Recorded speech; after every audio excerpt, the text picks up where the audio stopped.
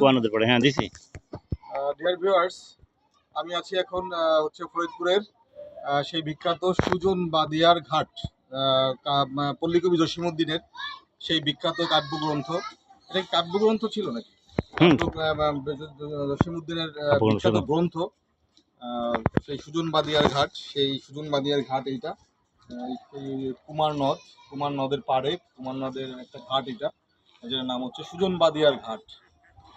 পল্লীকবি জসীমউদ্দিনের বিখ্যাত, এটা হচ্ছে তার বাবার নামে, জসীমউদ্দিনের বাবার নামে প্রতিষ্ঠিত আনসারউদ্দিন উচ্চ বিদ্যালয়। এটা হচ্ছে এটা আনসারউদ্দিন উচ্চ বিদ্যালয়, এবং এটা ঠিক রেল লাইনের পাশ দিয়ে এই ঘাটটা নেমে এসেছে।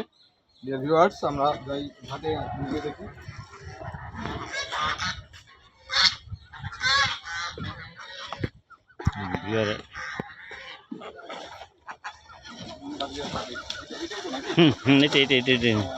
বিখ্যাত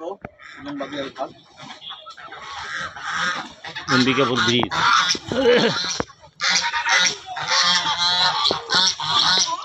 রে কক কক করিস কে? সুজনবাদিয়ার ঘাট। আমি সুজনবাদিয়ার ঘাটে এখন আসলাম।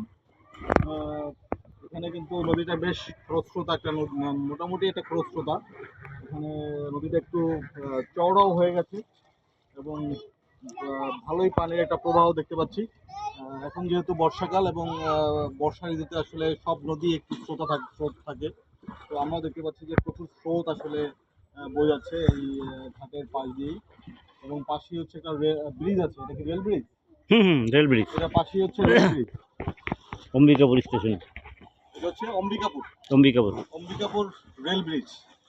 আমরা দেখতে পাচ্ছি অম্বিকাপুর রেল ব্রিজ, সুজনবাদিয়ার ঘাটের ঠিক পাশেই এই অম্বিকাপুর রেল ব্রিজটা। সেটি ব্রিটিশ আমল থেকে এই রেল ব্রিজ, সেই ব্রিটিশ আমলের এই রেল ব্রিজটা আসলে।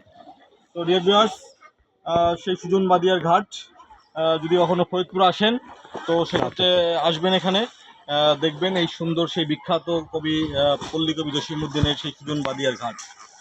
তো ধন্যবাদ, আবার দেখা হবে।